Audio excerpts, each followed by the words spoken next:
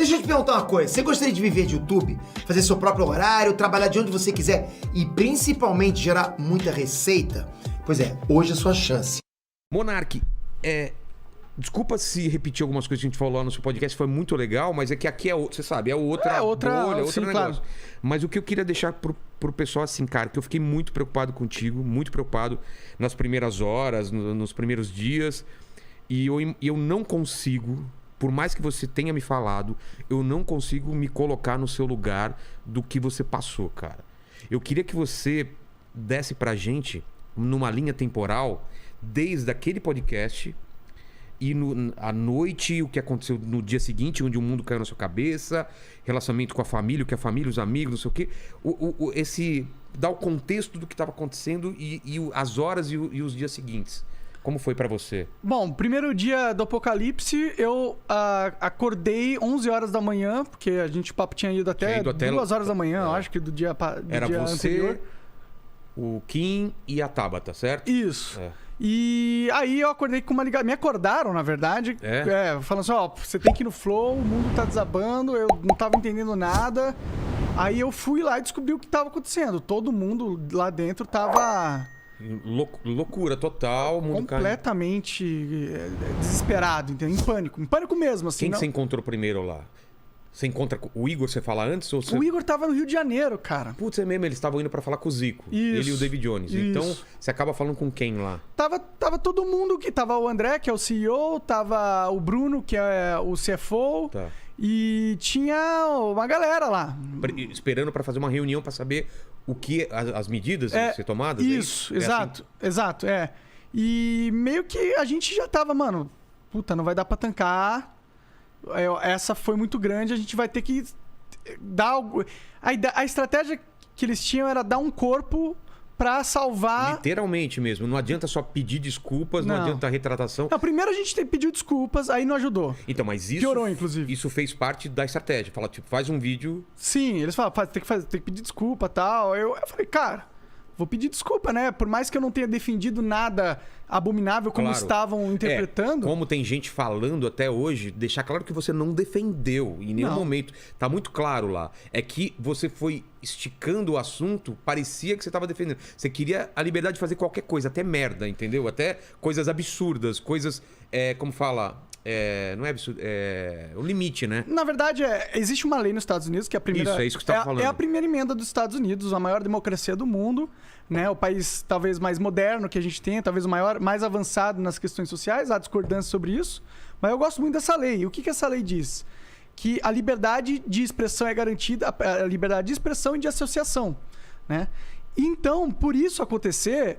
Existe uma dinâmica lá, assim como existe na Ucrânia. Também? Na Ucrânia existe o partido nazista. Exato. Não que isso seja legal. Não, é horrível. Não que seja bom. Mas a Constituição dos caras permite esse tipo de coisa. E você estava citando esse exemplo. Eu estava citando esse exemplo, porque não que eu acho que seja legal que eles existam, mas porque é uma lei que protege a liberdade de expressão neste nível, ela é uma lei mais segura contra as tiranias do Estado, né? Porque você não pode falar sobre modelo econômico daqui a pouco. Você não pode falar sobre eleições. Na conversa com o Petri que eu tive lá no Monarch Talks, a gente conversou sobre vários exemplos de como a lei pode interferir na sua liberdade de expressão. A gente contou a história que você deve conhecer de um comediante. Carlin, eu sou ruim com o nome. George Carlin. Tinha umas palavras proibidas, né? Exato. O cara, ele, tinha umas leis lá que você não podia ser obsceno. Exato. Profano. Entendeu? Então, esses tipos de restrições à liberdade de expressão acabam matando a comédia, né? Por isso que eu acho importante você ter uma proteção ampla ao que se pode dizer, né? Então, em nenhum momento você queria... Não, eu acho que tem que ter aquele partido ou tem que ter aquele outro. Era só... Você estava discutindo a liberdade de expressão, mas depois a gente volta sobre... Na minha visão de sociedade perfeita, a gente tem a liberdade de ter, mas ninguém nunca criou. Porque não existe essas pessoas idiotas no mundo. Entendi. Não vai ter alguém que vai querer uma coisa tão absurda e bizarra desse Exato. Entendi. Mas sem que isso seja imposto pela lei, tá ligado? Isso tem que se dar de um avanço da sociedade. É que aqui é crime, né? Aqui é crime. Isso que pegou, entendeu? É. Você tava citando o exemplo dos Estados Unidos. Sim. Mas depois a gente fala mais sobre liberdade. O que é crime aqui é fazer apologia. Ah, entendi. Entendi? É você falar que acha certo a parada. Tá. Eu não estava falando que é certo a parada. Pelo contrário, Tanto que a gente estava discutindo como mitigar os efeitos da parada. Mas você disseram que você cometeu crime, você vai ter que depor em alguma coisa sobre isso? Ou não? Cara, está rolando uma investigação pelo MP Nacional, Federal, que eles vão ter que decidir ou não se eles apresentam uma denúncia como se eu tivesse feito apologia para ser julgado, entendeu? Entendi. Então, pode ser que aconteça algo assim. Pode ser que eles interpretem como se fosse isso, mas é uma interpretação muito rasa do que aconteceu. Porque alguns segundos depois e antes daquela fase, eu falo que nazismo é do demônio, eu falo que nazismo é errado pra caralho, que só gente idiota pensa isso. E então, tá claro ali na mídia que eu não estou fazendo apologia à parada. Eu estou contemplando uma visão de liberdade de expressão que é a mesma dos Estados Unidos, da América, que foi... teve uma época que os ministros dos Supremos nos Estados Unidos, eles tiveram que votar se essa lei ia continuar ou não. E eles votaram para que continuasse da forma com que está escrito na Constituição. Então, o que eu estava defendendo não era nada fora do planeta Terra, entendeu? Ele era algo que é uma realidade que existe na maior democracia do mundo. É a mesma coisa que você fala assim, você não pode fazer piada sobre estupro, ou não pode fazer piada sobre ou não machismo. Pode ter um cara que é pedófilo vilão num filme. Exatamente. Você não tá falando que o estupro é certo. Você só não quer que isso saia do controle, que você não pode simplesmente nem falar. Eu não posso discutir sobre isso. Exato. Eu não posso fazer piadas onde eu falo que isso é errado. Eu simplesmente não posso mais falar. Eu entendi muito a sua... Tanto que você me falou lá no seu programa que vocês... Terminou o programa, vocês não ficaram apavorados com o que poderia acontecer. Não. Foi normal. Tava todo mundo rindo, feliz. A Tabata, inclusive. Tiraram foto, até eu vi. Foi todo mundo sorrindo, todo mundo legal. Porque a gente entendeu todo o contexto da coisa. O contexto da coisa nunca foi defender essa merda. O contexto da coisa era liberdade de expressão. E tava também passando por uma parte de que porque queriam que fossem banidos livros falando sobre nazismo, entendeu? E eu não sou a favor disso, porque as pessoas têm que entender o que quer justamente para evitar. E como que ela vai ler? Tem como que ela vai entender? Né? Quem não conhece a história tá fadado a repetir, né? Exato. Então, os erros que aconteceram, né? Então é exatamente isso que as pessoas estão propondo e que eu sou contra. Eu não acho que a gente mata um assunto fingindo que ele não existe. Jogando para baixo do tapete. Sim. Existe o problema, existe gente que acha isso legal, pensa isso. E a gente tinha que ver quem é. Exatamente. Na minha opinião. Exatamente. Tinha que ver quem é para justamente saber como lidar. Para evitar ou corrigir. Mas a sociedade não quer pensar sobre isso. E fazer com que isso não aconteça de novo. Exato. Concorda? Concordo. Então vamos lá. Aí no dia seguinte, então, o primeiro papo foi tipo, faz um pedido de desculpa, e isso só atiçou ainda mais ainda a turba. Quer dizer, eu acho que o pedido de desculpa piorou ainda, né? Piorou a situação. Porque teve o papo que você fala que tava bêbado, e a galera fala, então quando tá bêbado, não sei o quê. Sendo que eu nunca tava defendendo não sei o quê. Eu tava bêbado e, portanto, eu não consegui me expressar da melhor forma, porque não sei se vocês já beberam, mas quando você bebe muito, a língua enrola, os pensamentos ficam desconexos. Fica uma lição também para essa nova fase sua de trocar ideia sobre, porque senão você não consegue nem argumentar às vezes. Claro, né? com certeza. Ainda mais porque lá você tinha o suporte do Igor e agora é você sozinho, né? Se você sair do assunto e ficar bêbado, no meio do esquece, acabou o papo, entendeu? Eu acho que deve dar pra rolar, entendeu? Em momentos... Já rolou aqui. Exato. Eu e o Cossielo, a gente ficou 8 horas aqui bêbado, mas aí o chat participava. Não era falando sobre política com deputados federais, não, entendeu? Era falando sobre o carro do Batman, sabe essas coisas assim? Sim. Que era o Renegade, aquelas coisas. Aí tudo bem. Aí dá. Eu ainda quero amigo, né? poder, exato, quando tiver um amigo como você lá, a gente encher a cara e falar bobagens. Não muito, não ficar muito bêbado, porque eu acho um erro. Que tenha controle, mas que solte um pouco. Só porque é legal, a galera quer ver essa espontaneidade. Ela quer ver alguém que tá confortável, tá tranquilo, tá bebendo uma cerveja. Entendi. Isso não é... Eu acho que isso aumenta o valor da conversa, de certa forma. Deixa as pessoas mais soltas. Elas atingem lugares que elas não atingiriam normalmente. Exato. E a galera gosta de ver isso, porque é mais natural, é mais autêntico. Então, esse foi até um diferencial do Flow no começo, né? Você não vai ver nunca na televisão. Sim, exato. Um cara fumando maconha, outro cara bebendo e não sei o que e tal. E os caras trocando ideia e dando risada. É tudo meio formal, né? Então isso meio que quebrou também aquele modelo de entrevista ou bate-papo formal, entendeu? Sim. Mas então, seguindo aquilo lá, quando que você faz os vídeos? Segunda a sexta. No Rumble, você tá falando? Não. Quando você faz o vídeo de pedir desculpa, tipo horário do almoço? Logo depois que eu acordei, assim, tipo 2 horas da tarde, entendeu? E aí só foi piorando. E você trocou ideia com o Igor sobre isso? Toquei, o Igor tava arrasado, né? Tava todo mundo... Tipo, porque eles estavam lá, eles sentiram lá na pele o cancelamento do tipo, Zico Caiu fala... na hora, Fala assim, ó, cara, nada contra, mas não vai dar pra rolar agora. O mundo tá caindo na cabeça de vocês. E se eu ficar com vocês, vai cair na minha cabeça também, entendeu? Então, esse sentimento afetou todo mundo. Aí tava todo mundo desesperado, todo mundo muito em pânico. E aí a gente teve que tomar uma decisão naquele momento. Você passeou pelas redes sociais e... Cara, imagina, não precisava passear pelas redes sociais. Na empresa, o marketing falava assim, ó, todas as marcas saíram. E tá todo mundo... No dia seguinte? Não, no dia seguinte do podcast. Sei. Na hora que deu a polêmica. Deu o negócio. Todas as marcas saíram, fudeu. Tem algumas que estão suspendendo e não sei o quê. Aí depois vem, ó, todos os convidados estão cancelando. Os convidados não podem ir. Todos os podcasts. Todos os convidados estão cancelando. De todos. O Sérgio falou aqui, cara. Até do dele, velho. Sim. Do Sérgio... Do Sacani, do Ciência Sem Fim, que não tem nada a ver com o que eu falei. Nada a ver com nada. Gente boa pra caralho. E aí, tipo, pô... Aí acendeu a luz vermelha. E aí os caras voltaram no mesmo dia. O Igor voltou. O Igor voltou só depois. Só no dia seguinte, entendeu? E aí a gente tomou essa decisão mesmo. O Igor lá no Rio, afastado fisicamente da gente. E a decisão foi que tinha uma chance, se a gente entregasse o meu corpo, que o cancelamento seguisse o corpo. Não ficasse no estúdio. Nos estúdios, né? Exato. Mas não foi isso que aconteceu, infelizmente, né? O cancelamento, ele pegou todo mundo e o Flow tá desmonetizado até hoje. Até hoje. Inclusive, coloque aí, por favor, a hashtag, a mosquinha na tela. Monetiza Flow. Monetiza Flow. E o YouTube tá dando algum sinal de vida que tá vendo... Olha, todo mundo falou sobre isso. Você falou, o Podpah falou, tá ligado? Exato. O Rafinha. O Casimiro, o Rafinha. Casimiro também? Até o Casimiro falou, cara. Caramba. Todo mundo falou dessa parada.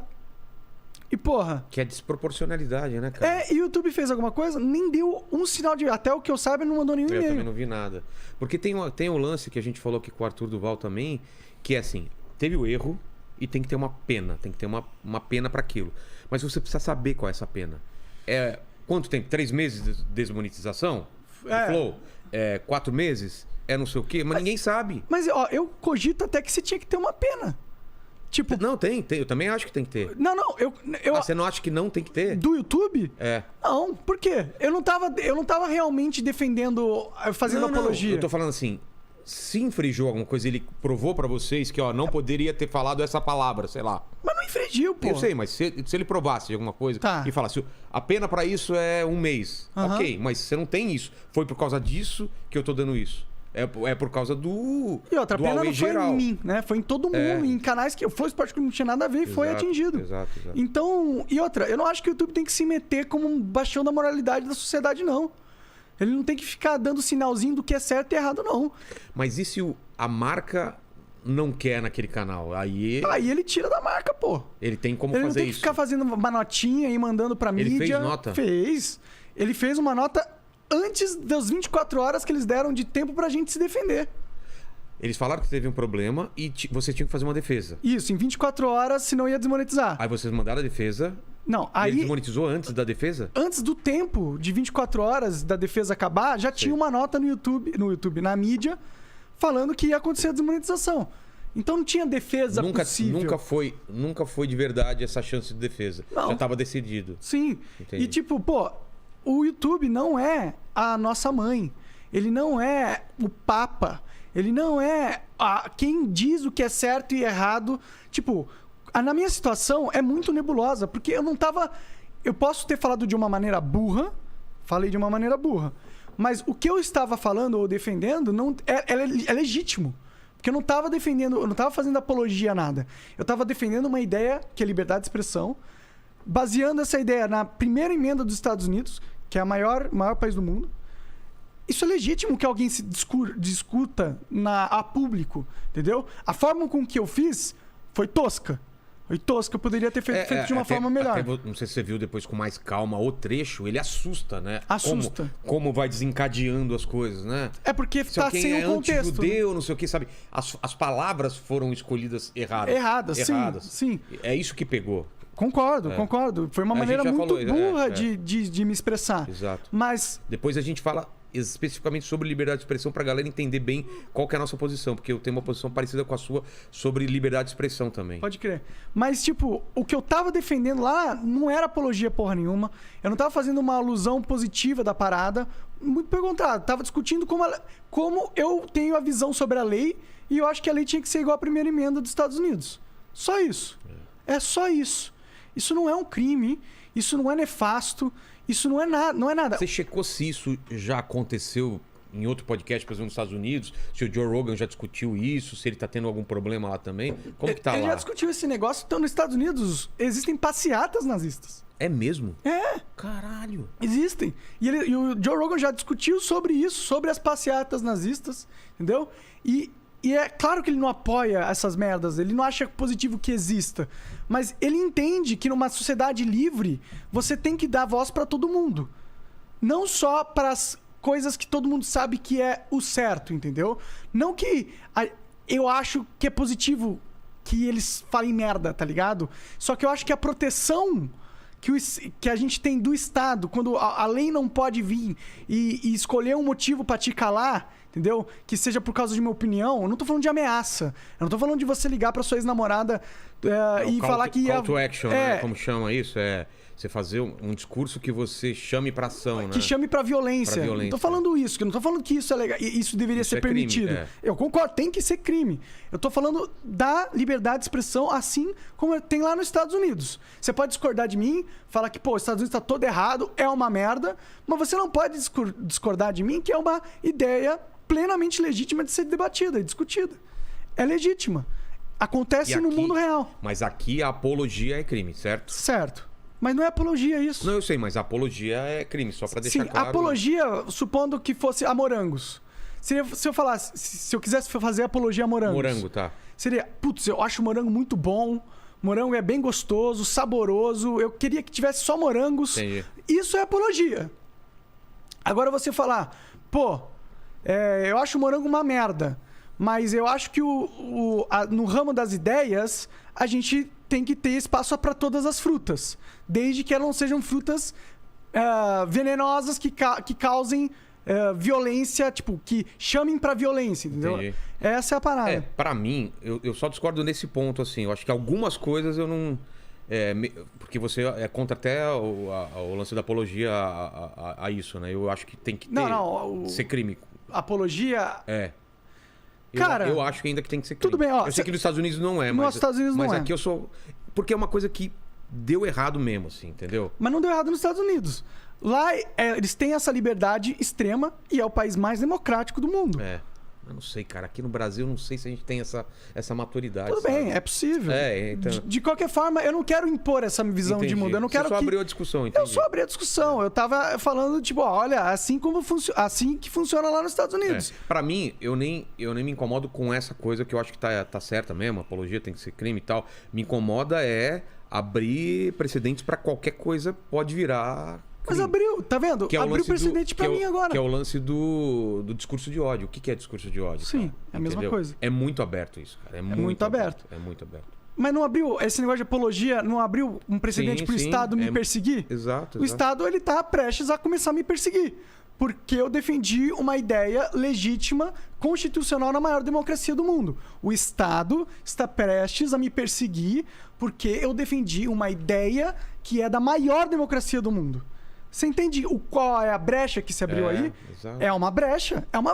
Exato. Tipo, por mais que a gente acha que é mais fácil falar, queimem todos os nazistas e foda-se, eu quero que exploda. Fogo nos racistas? Fogo nos racistas. Cara, eu entendo o sentimento. Eu odeio também nazista ou racista. Eu acho que eles são seres humanos idiotas e repugnantes. Mas o que a gente tá defendendo aqui, que eu tô defendendo aqui, não são esses caras.